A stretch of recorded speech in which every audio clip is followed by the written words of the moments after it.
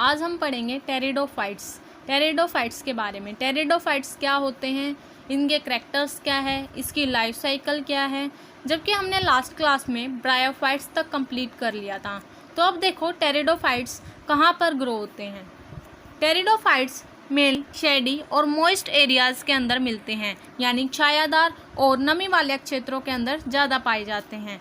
Pteridophytes की जो plant body होती है वो रूट, स्टेम और लीव्स के अंदर डिफ्रेंशिएटेड होती है, जबकि ब्रायोफाइट्स की जो प्लांट बॉडी होती है वो थैलोइड होती है, यानी रूट, स्टेम और लीव्स के अंदर डिफ्रेंशिएटेड नहीं होती। उसके बाद इनकी जो स्टेम होती है वो इरेक्ट और प्रोस्टेट होती है, यानी बिल्कुल सीधी होती है।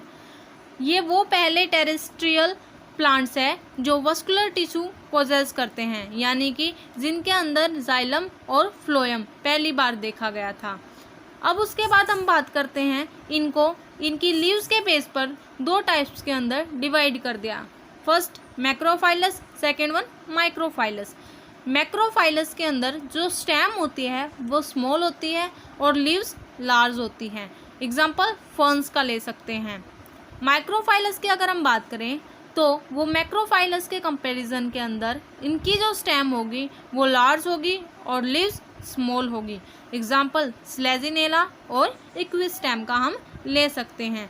उसके बाद अगर हम बात करें इनकी लाइफ साइकिल कि टेरिडोफाइट्स की लाइफ साइकिल क्या है।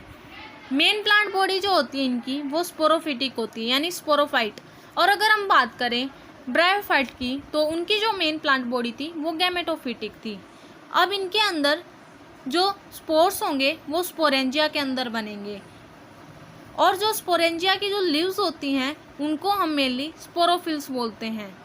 कुछ जो स्पोरोफिल्स होती हैं वो एक डिस्टिंक्ट और कॉम्पैक्ट स्ट्रक्चर फॉर्म करती है जिसको बोलते हैं स्ट्रोबिलाई या कोन्स।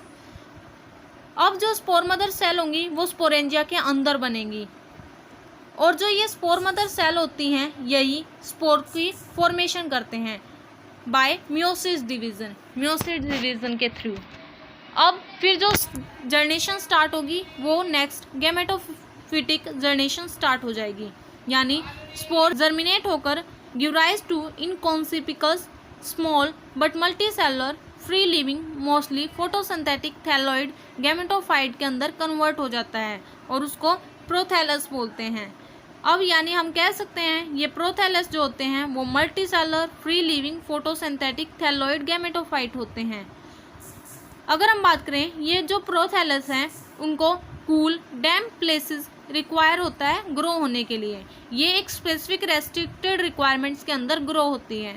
इनको वाटर की ज़रूरत होती है फर्टिलाइजेशन के लिए, इसलिए ये कुछ लिविंग टेरिडोफाइट हैं वो बहुत ज़्यादा लिमिटेड होते हैं और नैरो जियोग्राफिकल रीजन्स के अंदर पाए जाते हैं।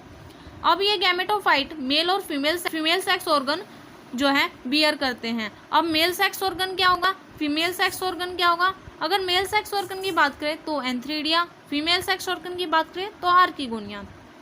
अब इनके फर्टिलाइजेशन के लिए मैंने बताया वाटर की रिक्वायरमेंट होती है, तो एंथ्रीडिया से मेल गैमेट रिलीज होगा और वो कहाँ जाएगा, आर्किगोनिया के पास जाएगा। किसकी हेल्प से, वाटर के थ्रू। फिर फ्यूजन होगा, फ्यूजन के बाद क्या हो जाएगी, जाइगोट की फॉर्मेशन हो जाएगी। जैसे ही जाइगोट की फॉर्मेशन होती है फिर वो multi cellular well differentiated sporophyte produce करता है। अब ये जो टेरिडोफाइट्स हैं वो होमोस्पोरस भी हो सकते हैं और हेट्रोस्पोर्स भी।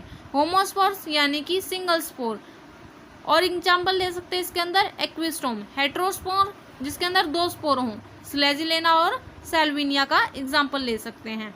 उसके बाद हम आते हैं इसकी लाइफ साइकिल के डायग्राम पर। देखो मेन प्लांट बॉडी स्पोरोफाइट है, फिर स्पोरेंजिया की फॉर्मेशन यानी कि स्पोर मदर सेल बनेगी। स्पोर मदर सेल से मियोसिस डिवीजन के बाद स्पोर्स की फॉर्मेशन हो जाएगी। फिर गैमेटोफिटिक जर्नेशन स्टार्ट, फिर ये दो सेक्स ऑर्गन प्रोड्यूस करेंगे एंथ्रीडिया और आर्किगोनिया। उसके बाद क्या होगा, फ्यूजन होने के बाद फर्टिलाइजेशन, फिर जाइगोट बनेगा। जाइगोट से स्पोरोफाइट की फॉर्मेशन दोबारा स्टार्ट हो जाती है, यानी स्पोरोफिटिक जर्नेशन दोबारा बन जाती है। ये किसका डायग्राम था, टेरिडोफाइट्स की लाइफ साइकिल का। अब अगर हम बात करें इनकी क्लासिफिकेशन की तो इसको 4 क्लासेस के अंदर डिवाइड किया गया है। फर्स्ट लाइकोप्सिडा, ये आपको दिख रहा होगा इसमें एग्जांपल लाइकोप्सिडा का स्लेजिनेला। इसको 3 पार्ट्स के अंदर वही डिफ्रेंशिएटेड होता है, स्टेम, लीव्स और रूट्स के अंदर। अब अगर हम नेक्स्ट क्लासिफिकेशन की ओर चलें तो है स्पिनोप्सिडा।